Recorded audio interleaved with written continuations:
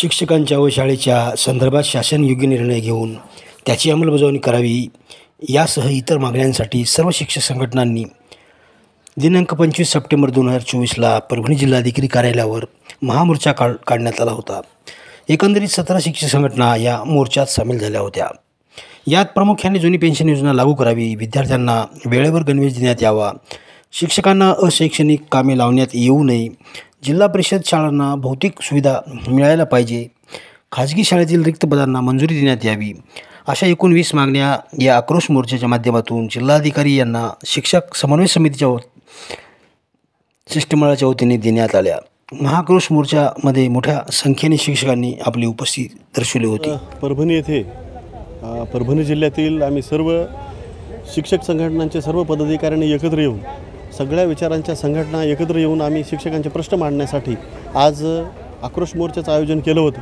या मोर्चाचं वैशिष्ट्य असे की नाव जरी आक्रोश मोर्चा असला तरी आम्ही हे आंदोलन शांततेने केलेलं आहे। अगदी शनिवार बाजारपासून ते जिल्हाधिकारी कार्यालयापर्यंत आम्ही सर्वजणांनी रॅली काढून शांततेत आमचं म्हणणं शासनाकडे मांडण्याचा प्रयत्न केलेला आहे।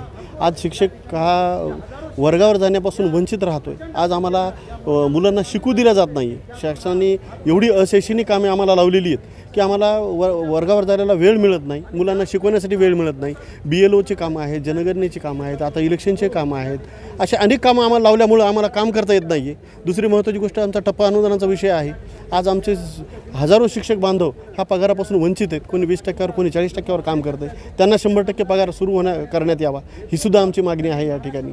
त्याचबरोबर जी कंत्राटी भरती शासनाने चालू केलेली आहे, या कंत्राटी भरतीमध्ये एक अडचण अशी आहे की आम्हाला त्यांना घेण्याबद्दल आमचा विरोध नाही आहे, पण जेव्हा आमचे शिक्षक लोक महाराष्ट्रामध्ये काम करतात त्यांना CET, TET आणि TET ह्या परीक्षा बंधनकारक केलेल्या आहेत। भविष्य 100% आम्हाला धोक्यात नाही, अंधकारमध्ये दिसते की अशा पद्धतीनं जर शिक्षण क्षेत्रामध्ये अनागोंदी कारभार राहिला तर येणारा काळ फार वाईट असेल असं आम्हाला वाटतं। शांततेत निघालेला आक्रोश मोर्चा म्हणताय, पण हा आक्रोश सरकारच्या कानठळ्या बसतील?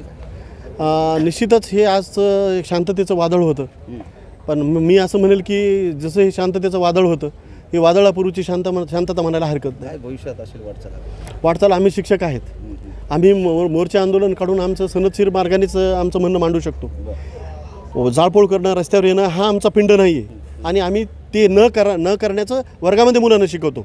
अहिंसा ही वर्गामधून शिकवत असल्यामुळं आम्ही त्या गोष्टीचा अवलंब कधीही करणार नाही। आयुष्यभर आम्ही सनदशीर मार्गाने आम्ही आमच्या शिक्षकाच्या प्रश्नांसाठी लढत राहू। आज परभणी शहरामध्ये महामोर्चाचं आयोजन हे करण्यात आलेलं होतं। परभणी जिल्ह्यातील जेवढ्या काही शिक्षक संघटना आहेत त्या सगळ्या शिक्षक संघटनांनी एकत्रित येऊन आपले दुरावे मतभेद जे आहेत ते सगळे बाजूला ठेवून सर्वांनी एकत्रित येऊन जो शिक्षकांवर अन्याय होतो आहे त्या शिक्षकांवर अन्यायाला वाचा फोडण्यासाठी आम्ही हा मोर्चा या ठिकाणी आयोजित केलेला होता। ॲक्च्युली हे सामूहिक रजा आंदोलन पूर्ण संबंध महाराष्ट्रभर चालवले जात आहे आजच्या दिवसामध्ये, आणि आजच्या दिवस संबंध महाराष्ट्रामधून सामूहिक रजा ह्या ज्या शिक्षकांनी घेतलेल्या आहेत आणि त्यानंतर सगळ्या शिक्षक संघटनेचा हा समन्वय यस हा समन्वय कशा पद्धतीने काम करेल?